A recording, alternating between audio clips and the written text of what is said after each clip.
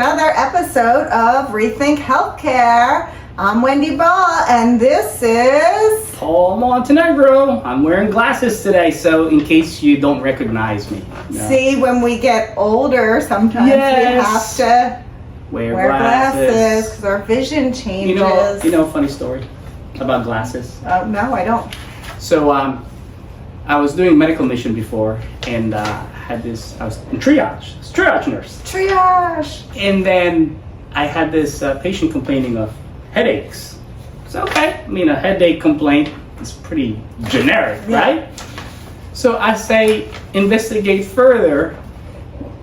It tells me that this person's been borrowing his sister's glasses. That's why he's getting a headache. I said, you need to get your own glasses. Gotta get your own. They're not shareable. No. Neither are your medications, right? We're not supposed to share medications. Yes. Tell your patient. You want to borrow my glasses? Wait, let me see. Where's the audience? Where is everybody? I can't see anything. No, they're actually not too bad. They're actually kind of dirty. Oh well. Well, it happens, you know. Oh well. All right. Today, because our last episode we talked about some testing strategies, so today you came up with a brilliant idea. Of course. Anything out of me is brilliant. Yeah. Didn't you know that? It is. It is just brilliant. Yeah. To go over some test questions. Woo! Doesn't everybody want some test questions? What's 1 plus 1? 3. 1 plus 1 plus 1 is 3, but Okay. 1 plus 1 is only 2. Oh, I thought it was trilateral. But that is not going to be in your NGN NCLEX questions. You wish it was. They do expect you to be able to do arithmetic, but I guarantee you they will not ask you 1 plus 1 questions. They will not ask you what's 1 plus 1. They're going to at least want you to apply it into like some sort of IV calculation drill. Yeah, yes, absolutely. All right. Absolutely. So, do you want to read the question? You want me to read it? I think So I have glasses on. yes. Read it. Okay. That's what they're there for. All right. I'm gonna read the question, but then it's gonna show up in your screen anyway. Okay. So, Sounds okay. good. A 50-year-old patient is scheduled for an open cholecystectomy and has a 20-pack-year history of smoking. Ooh. Which post-operative complication is the client most at risk? Okay. right. So we have this 50-year-old. 50-year-old, yep. He's getting the gallbladder out. Yep. Open chole.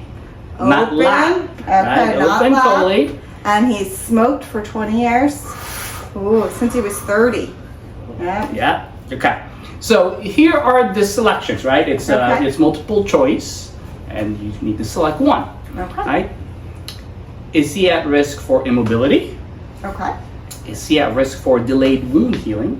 Okay. Is he at risk for atelectasis and pneumonia? Okay. Is he at risk for a deep vein thrombosis? Okay. So, how do we then process it through, right? If you're the student and you're getting this question, right? So let's go through it one by one, right? Okay. So, immobility, post-op, possible. Possible. Yep. Yeah, Absolutely. possible. You know, Okay. especially depending on the person. It's Yeah. depending on the surgery, how the surgery went. Yeah. Moving around, you're in pain. You just had Yeah. open.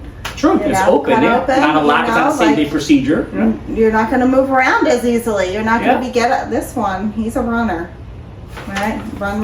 You know, Marathons. I just finished my 45th state, my Oh my 45th marathon in goodness. Alaska. That is awesome. That is amazing. But this guy here, I will tell you for sure, after this, he is not running a marathon. Oh no, not after an open chole. Not that I'm No. looking to have an open chole, right? But let's get back to the question, right? So immobility, possible. Okay. Delayed wound healing, Okay. surgical site, of course. Could be. Yeah. No, I would think maybe I'm thinking like more. Why would he have delayed wound healing? Does he have any history of diabetes? Smoking Well, but did they say there's diabetes? No, they didn't. So don't even think about diabetes. I know. But we start thinking those smoking, things. though, right? The 20-pack year history is a risk factor for Okay. delayed wound healing. So that is a possibility. Okay. Okay. Atelectasis and pneumonia. What do you think? I think it's certainly possible that too. I think anybody that's immobile is at risk for that. I think Yeah. anybody post-surgical Post-surgical, yeah, is your risk. definitely at But risk. also, Smokers out there, you're gonna be at risk. Say no to smoking. Yes, so at risk too. How about deep vein thrombosis? Post-surgical? Yes. Yeah. Goes along with immobility. Yeah. So as you can see here, They're all right. It's A, all B, C, and four D, right? choices, yes, A, B, C, and D are all possible. They're all correct, right? They're all possible. I'm going to answer A, B, C, and no. But it's not select all that apply. You got to pick one. Okay. So you got to pick which is the best one of the two. So here we go again with what we were saying last Yes. episode. You get 4 answers, and they all can be correct, but what is the best? What is the best one? Okay, Yes. so we gotta relate the history given to you, Okay. the surgery, Okay. and the risk. Okay. Right? So we gotta relate those. Also the age too. The age Yeah, the also is age, a I big was factor. thinking the too. age. Yes. A big thing. A 50-year-old compared to an 89-year-old? Yeah, sure. Gotta Big, be a big big difference. difference. Yeah. I know So- some of you young people out there think 50. Oh, that's old, but it's not. It's young. 50's young. At least I'm not 50 yet. I'm Neither still am I. young. Yeah. Okay. So Not even close. among the choices right now, we gotta pick one of these, right? We agree that immobility is a factor, but does the immobility really relate to the 20-pack year? Is there a direct correlation with that? Just because you're a 20-pack year smoker, you're going to be immobile after surgery? No, you might. No, You there's might be no. more short of breath or something like that, but not. Yeah, but they didn't give you any symptoms that the patient no, was but not having. So immobile. I would put that a bit lower, right? Yeah, and he's 50 years old too. Yeah. You know. Delayed wound healing. Okay. Yes, that is a risk, right? But what is the question? Most at risk, right? So when you see that, right, you think of acuity. Delayed wound healing is not acuity, that's chronicity. So that's going to be later on. So I would put that as a lower possibility as well. So we've narrowed down 2 so far. Okay, so we're down to 2? Yes, we're down Okay. to 2. Which 2? From our opinions, right? It's either atelectasis and pneumonia or deep vein thrombosis. Okay. Right? So now remember, as we talked about before, throw out the 2. Now this is where you're like, man, those are both because They're both good answers. being a smoker puts you at risk for DVTs as well. Right? Post-surgical. Post-surgical, you know. risk of DVT, right? But you gotta think most at risk, right? Smoking and surgery, right? Now think of what is going to be worse, and also think of the type of surgery. This is an open chole. Open chole, the surgery is near the diaphragm. So putting all those pieces together, right? Yes, we know DVT is a high risk factor for that, but you need to relate the type of surgery into this case. So in this case, the correct answer is actually atelectasis and pneumonia because of the type of surgery, the history given to you. I think we can also throw out DVT because we threw out immobility.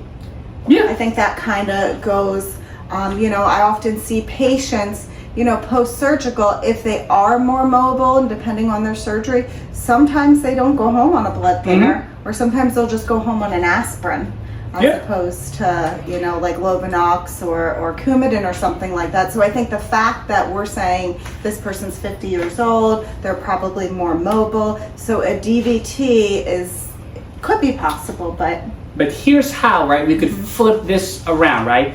If it's not an open chole, let's say it was a hip fracture surgery. Which one is a high risk now? DVT or the atelectasis pneumonia? I think here, right, there could be an argument that the DVT could be more of a higher risk. So you see how those are very, very close. It can really cause you a lot of anxiety on which is correct. yeah, I right? think they were all good answers, and I think this is where students, you know, struggle with that. Well, yeah.